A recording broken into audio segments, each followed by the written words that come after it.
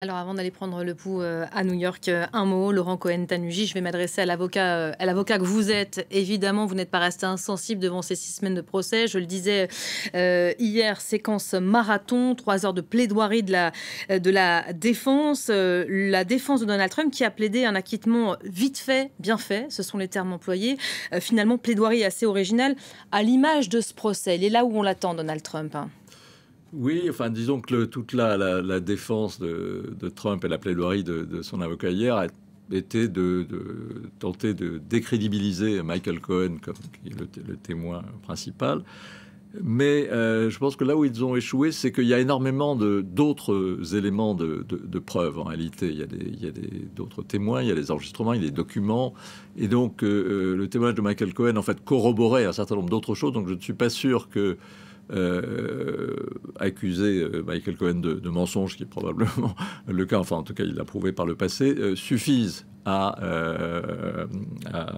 acquitter, à faire acquitter Donald Trump, à convaincre le jury. Je vais citer peut-être l'avocat de Donald Trump hier, savoir s'il y a eu une conspiration pour essayer de gagner une élection n'a pas d'importance. Chaque campagne dans ce pays est une conspiration pour gagner une élection. Ça, c'est Todd Blanchie, l'avocat de Donald Trump, qui s'est exprimé ainsi hier. C'est quand même assez surprenant comme argument de défense. Bon, c'est pas la première fois qu'on a des arguments surprenants de la part de Donald Trump ou de ses avocats. Donc, effectivement, c'est assez trumpien. Mais effectivement, je suis pas sûr que ça convainque le jury.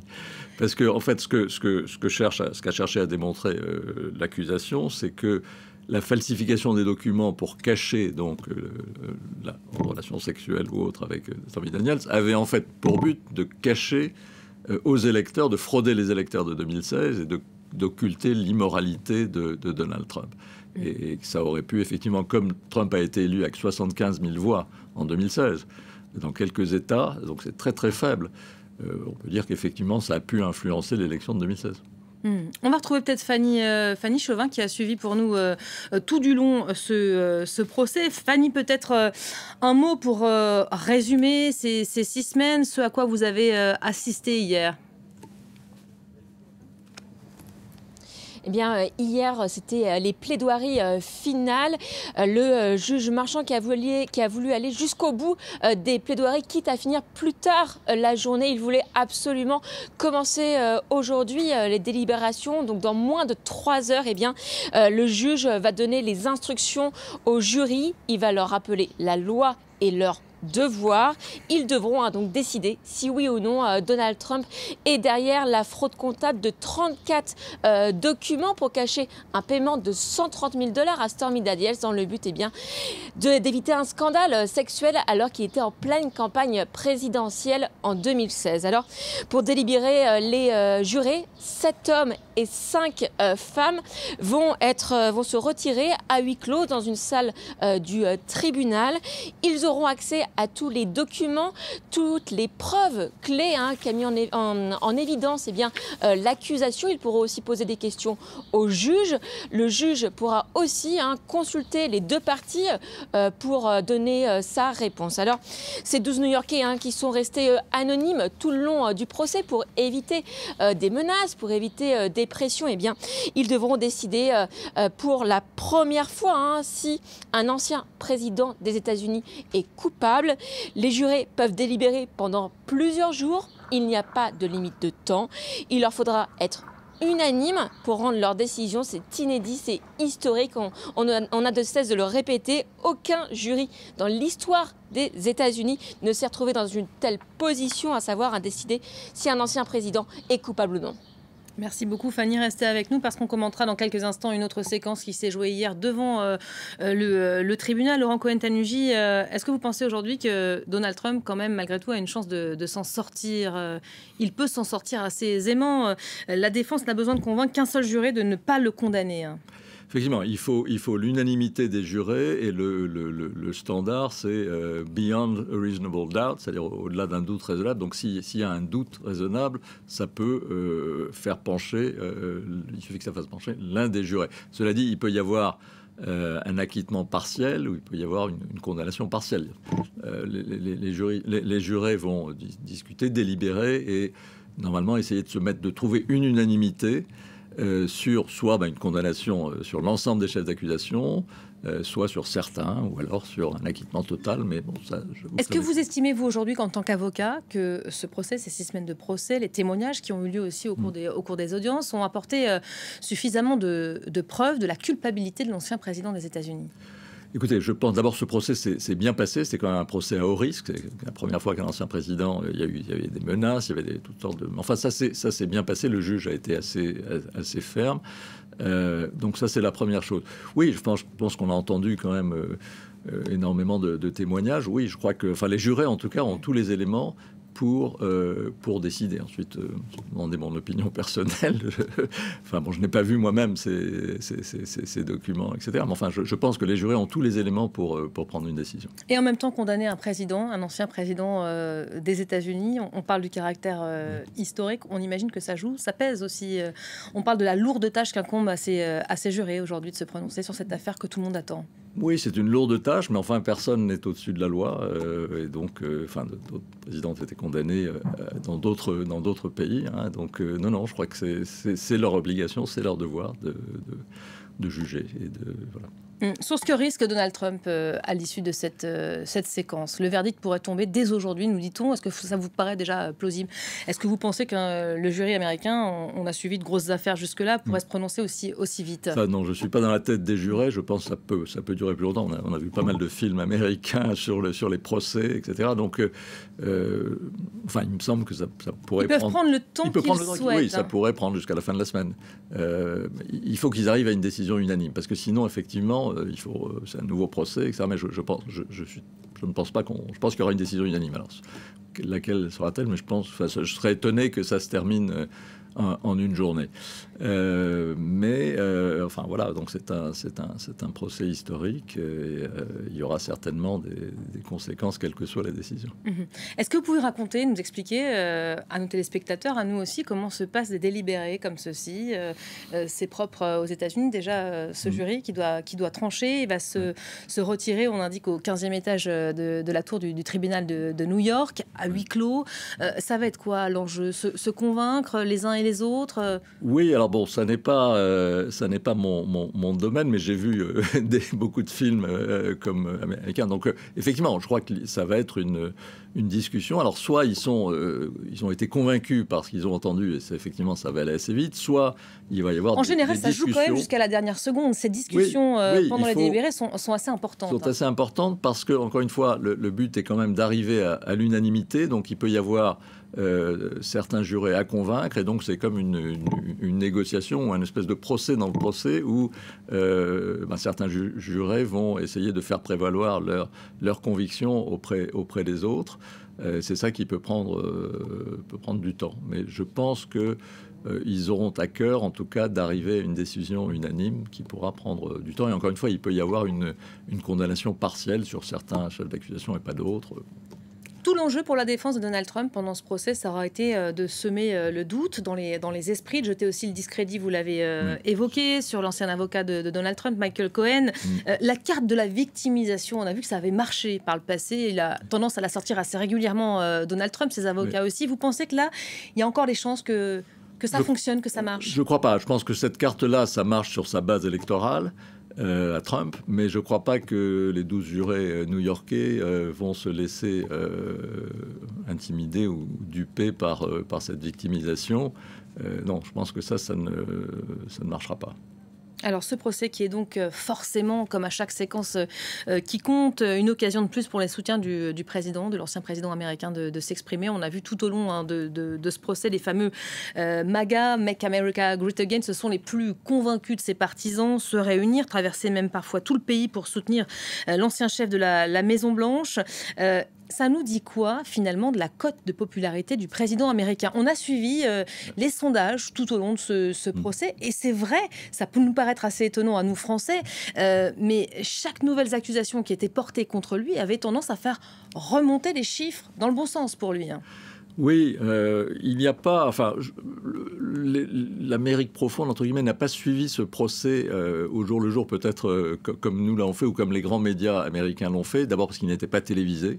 Et donc, bon, je pense que la base électorale de Trump est irréductible. Effectivement, il pourrait assassiner quelqu'un sur la 5e avenue, ça n'aurait peut-être pas d'impact. Bon, je crois cependant qu'une condamnation pénale aurait un impact sur ce qu'on appelle les indépendants, donc les électeurs qui ne sont pas ni franchement républicains ni franchement démocrates, et également sur une frange d'électeurs républicains modérés qui seraient sans doute quand même influencés ou marqués par une condamnation pénale de l'ancien président. Ce qui est intéressant dans ce que vous disiez, c'est que Trump, la semaine dernière, s'est affiché avec un certain nombre de hors-la-loi, enfin de gens qui sont accusés, y compris les condamnés, qu'il a promis de gracier. Donc il se met dans cette catégorie des... Il se met en difficulté, il se met lui-même en difficulté. Oui, il se met dans la catégorie des hors-la-loi, finalement. Alors, encore une fois, je pense que ça peut marcher sur sa base électorale, mais je ne crois pas que ça marche. Alors,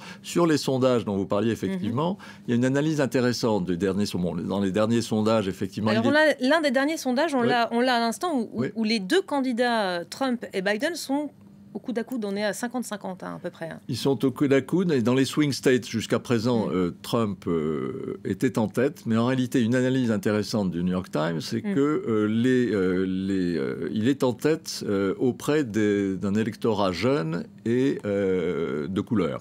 Et de gens qui ne sont pas très engagés en politique. C'est-à-dire qu'ils peuvent soit ne pas aller voter du tout. Les indécis, en somme. Les indécis, enfin les gens qui sont pas vraiment, qui vont pas nécessairement voter, mais qui sont plutôt démocrates. Donc ça voudrait dire que ces gens-là, soit finalement vont retourner vers leur base habituelle démocrate, soit s'abstiendront, mais ça serait du coup favorable à Biden, puisque c'est des gens qui font actuellement monter Trump dans les sondages, mais qui ne sont pas vraiment des gens décidés à voter pour lui. En tout cas, ce qui est certain, et ce procès l'a de nouveau montré, les démocrates n'ont pas l'intention, cette fois, de rester silencieux. Je vous proposais de regarder une séquence.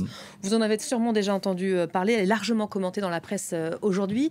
C'est la sortie tonitruante hier devant le tribunal de Robert De Niro en personne, la star américaine. On va l'écouter tout de suite et puis on y revient juste après.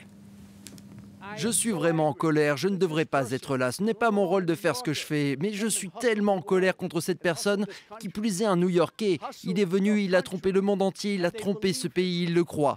Les gens pensaient qu'il pourrait contrôler Hitler ou Mussolini, mais ça ne s'est pas passé comme ça, ça arrive aussi dans d'autres pays moins connus. La même chose arrive partout, un dictateur est un dictateur, et c'est ce que Trump veut faire et être. Il n'y a vraiment rien de bon dans tout ça. Tes films sont nuls. Tu crains, c'est fini pour toi après ça.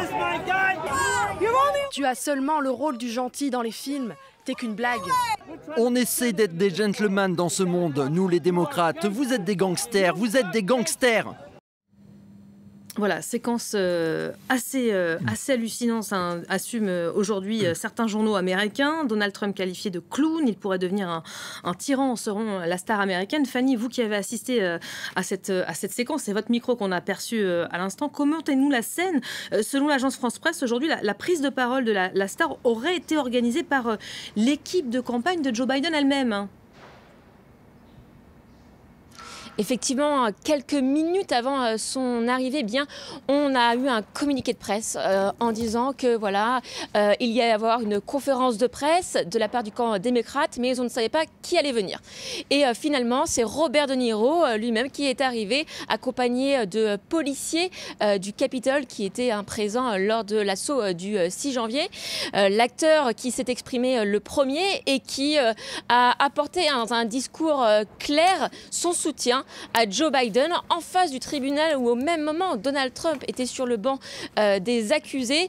Mais voilà, après son intervention, au moment de son départ, c'est devenu très tendu. Les supporters trumpistes qui sont situés dans le parc juste à côté, ont commencé à l'insulter. Des noms d'oiseaux ont sifflé et voilà, Robert De Niro sur le chemin a perdu son calme. La presse américaine décrit aujourd'hui une scène d'un cirque. Il faut dire que le camp démocrate, pour le moment, jusque-là, s'était tenu à l'écart de ce procès, contrairement aux élus républicains. On a pu voir Mike Johnson, le chef de file à la Chambre des représentants des républicains, venir soutenir Donald Trump ici à New York. De nombreux élus républicains sont venus soutenir leur candidat à l'élection présidentielle, peut-être motivé par un futur poste potentiel à Washington s'il est prochainement élu. Je me tourne vers vous. Cette séquence, vous l'aviez vue, oui. Évidemment. Qu'est-ce qu'elle nous dit? Que cache le discours virulent de Robert De Niro hier? Je crois qu'il a parlé au nom de la campagne Biden, donc c'était tout à fait clair. Je crois que c'est une prise de... Là où d'autres préfèrent se taire. Lui, oui, il assume, et il y va quand même. Il y va, oui. C'est le caractère de Niro, il a toujours été comme ça, comme dans les films, comme ailleurs. Mais je pense qu'il y aura d'autres prises de position pour Biden. On a commencé cette campagne très très tôt, à cause des procès de Trump. Mais là, on va entrer vraiment en campagne, et je pense qu'il y aura de plus en plus de prises de position pour Biden, de stars, d'artistes, d'intellectuels. L'enjeu, c'est quoi pour le camp démocrate, finalement, un jour de procès comme celui-ci, qui va évidemment être couvert par toute la presse internationale. On l'a vu à chaque fois qu'on retrouvait Fanny ou nos autres correspondants. Tous les médias internationaux ont leur petit carré sur le trottoir d'en face du tribunal. C'est aussi de montrer qu'on occupe le terrain, non ? Oui, alors peut-être que là aussi, c'était aussi peut-être pour essayer d'influencer le jury, parce que les New-Yorkais probablement aiment bien Robert De Niro. Enfin, ça peut peut-être jouer pour influencer les délibérations. Mais enfin, je crois que ça marque aussi l'importance de ce procès, parce que comme il a été rappelé, les autres procès n'aboutiront pas avant l'élection, grâce notamment à la Cour suprême. Et donc, c'est le seul procès où il y aurait potentiellement une condamnation. Tous les espoirs des démocrates reposent dans ce procès, en tout cas. Oui, il y a d'autres. Je pense que l'élection va se jouer quand même sur autre chose aussi. J'espère sur les questions de fond. Mais ce procès aura certainement un impact si Trump est condamné. Pour rester sur cette prise de parole de Robert De Niro hier, qu'est-ce que ça nous montre? Peut-être aussi que les démocrates sont poussés à durcir leur campagne. On est dans une Amérique plus polarisée que jamais aujourd'hui. Oui, on est dans une Amérique très polarisée. D'ailleurs, l'Amérique n'est pas les États-Unis ne sont pas les seuls. Toutes les démocraties occidentales sont de plus en plus polarisées. C'est un vrai. Mais eux avaient commencé peut-être bien avant. Oui, c'est Trump qui est quand même un facteur qui a été un facteur de polarisation, non seulement aux États-Unis, mais dans le reste des démocraties occidentales. Il a polarisé l'électorat pour le pire. Donc, je crois qu'effectivement, il va y avoir une montée en régime de la campagne Biden qui, ça me paraît de bonne guerre, nécessaire en tout cas, et surtout pour montrer quand même le bilan très positif de Biden. Sur l'économie, par exemple,